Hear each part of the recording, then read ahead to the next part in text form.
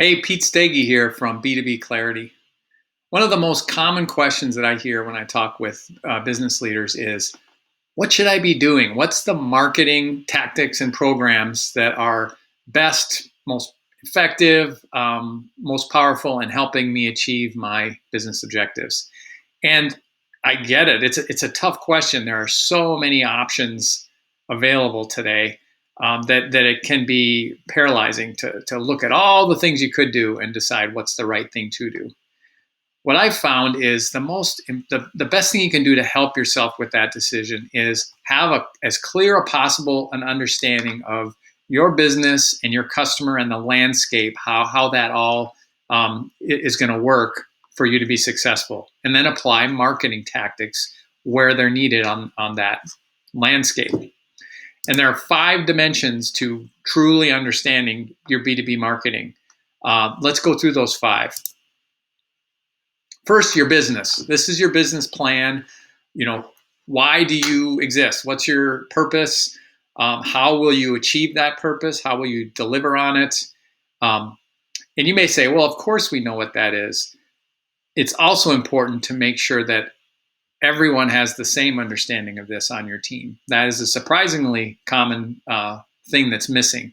Getting everybody agreed will make it easier to decide together what's important. The second dimension is your customer. So, like the business plan, you may have a general understanding of who your customers are, or you may be seeing who's buying from you, but it's really important to be crystal clear on who is it specifically that is your ideal customer, and what is it that they need that you are going to be providing for them.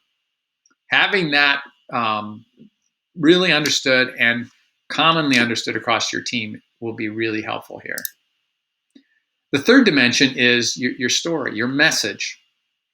And it's really powerful, by the way, to have one story. So that doesn't mean you just say one thing over and over again, but think of it as all of your messages should be chapters of a single story. That consistency across all the places your customer experiences you will really help you be much more effective and prevent confusing and conflicting messaging from different people in your organization. It's also really important that this story is your customer's story, not your story. That means you want to talk about how what you do is helping your customer rather than about what you do. The fourth dimension is your customer's experience, their journey working with you. So you need to have an end-to-end understanding of what you want to happen from the first time your customers meet you or hear about you, all the way through them getting to know you and buying from you and using your product and becoming a loyal fan. Having that clear thought of actually thinking through what is it we expect to happen here is a step that sometimes is missed that will really sanity check your value proposition and your model to see if it actually works. You can use existing customer data, but you can also do some research and figure out what's right there. This is probably the most important dimension in terms of choosing the right marketing programs. And the last dimension is your budget. How much are you going to invest in marketing? This will be really valuable if you base it on that customer journey learning that you did.